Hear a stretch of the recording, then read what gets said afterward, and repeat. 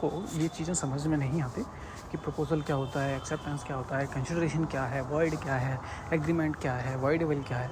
तो इन सब को आज मैं थोड़ा सिंपल भाषा में समझा देता हूँ कि प्रपोज़ल क्या होता है। तो प्रपोज़ल वो है जो जब कोई, जैसे कि मैं अपनी कार बेचना चाहता हूँ, मैंने बोला कि मैं अपनी कार 4 लाख में बेचना चाहता हूँ। तो 4-5 लोग थे, उनका एक ने उसको एक्सेप्ट कर लिया कि हाँ, मैं तुम्हारी कार 4 लाख में ख़रीदना चाहता हूँ, और उसने उस प्रपोज़ल को एक्सेप्ट कर लिया।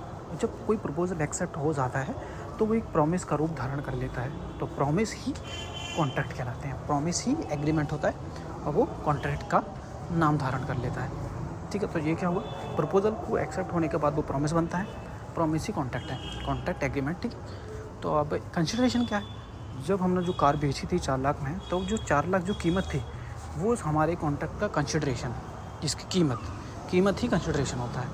ठीक है, अब समझने वाली बात है कि अब एग्रीमेंट क्या होता है। मतलब जैसे हम कोई प्रपोज़ल को एक्सेप्ट कर लेते हैं तो वो एक वैलिड बन जाता है, यानी कि अब तुम उसको मना नहीं कर सकते कि मैं अपनी कार अब नहीं खरीदना चाहता। यानी कि तुमने अब एग्रीमेंट साइन किया है या तुमने वो प्रपोज़ल एक्सेप्ट किया, अब तुम मना कैसे कर सकते हो, तो वो एक एग्रीमेंट हो जाता है। ठीक है, तो प्रॉमिस के बाद एग्रीमेंट। अब बात है वॉइड और वॉइडेबल क्या होता है। वॉइड वो होते हैं जो हम कोर्ट में जाकर जिसका इन्फोर्स करा सकते हैं, कि कोर्ट से हम कह सकते हैं कि इसने हमारे कॉन्ट्रैक्ट का पालन नहीं किया, इससे पालन करवाइए। तो जो भी ऐसे कॉन्ट्रैक्ट होंगे जिनका पालन हम करा सकते हैं वो वैलिड कॉन्ट्रैक्ट होते हैं, और जिनका पालन हम नहीं करा सकते वो वॉइड कॉन्ट्रैक्ट होते हैं।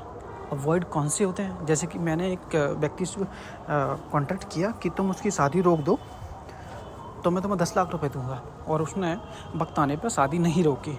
अब मैं क्या है, कोर्ट जाता हूँ कि मेरे कॉन्ट्रैक्ट का पालन करवाइए, क्योंकि यहाँ पे सेक्शन दिया है कि जो मतलब कोर्ट के द्वारा जिसको इन्फोर्स नहीं कराया जा सकता वो वॉइड कॉन्ट्रैक्ट होते हैं। तो यहाँ पे ऐसा ही है कि किसी की शादी रोकने के लिए, जैसे कि विवाह विरोध करार शून्य होते हैं, आगे सेक्शन है, तो उसी तरह से किसी की शादी रोकने के लिए तो जो जितने भी कॉन्ट्रैक्ट होंगे वो सारे वॉइड होते हैं।